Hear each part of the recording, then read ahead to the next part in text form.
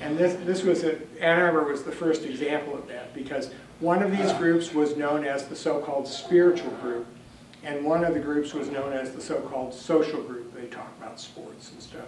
And the sports people said, oh, you don't want to go to the spiritual group. And the spiritual group said, you don't want to go to the sports group. It's a classic Alcoholics Anonymous story.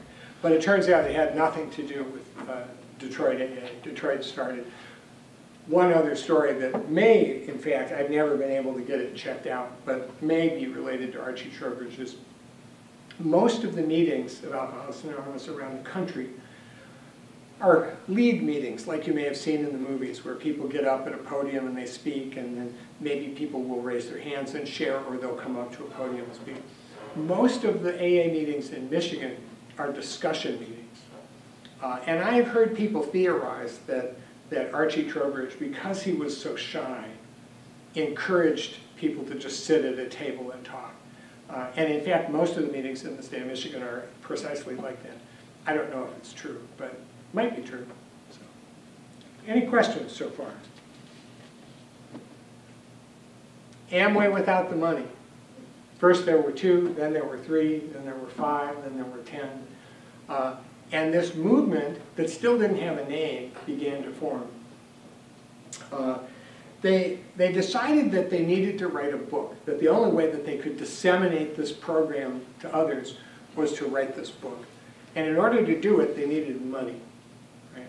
So at the time, where would you go for money? Well, you'd go to this guy. What?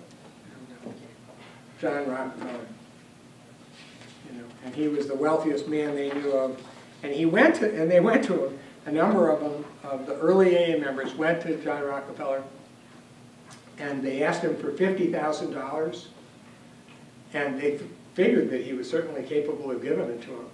And not only did he not give it to them, he agreed to loan them $5,000. He said, you guys need to keep money out of this thing, otherwise you're just going to ruin it. And so he loaned them $5,000 on the condition that they pay him back pretty quickly. And I'm pretty sure I have a picture in here. Yeah, there are the canceled checks of them paying John Rockefeller back. And that principle about money continues to this day. There are a number of organizational principles of Alcoholics Anonymous that one could argue make no sense. This is one of them. If you're not a member of Alcoholics Anonymous, but you think AA does great work and you write them a check for $100, they'll send your check back. They accept no donations from outside sources at all. And there are some limits, even if you are a member of Alcoholics Anonymous, as to how much money that you can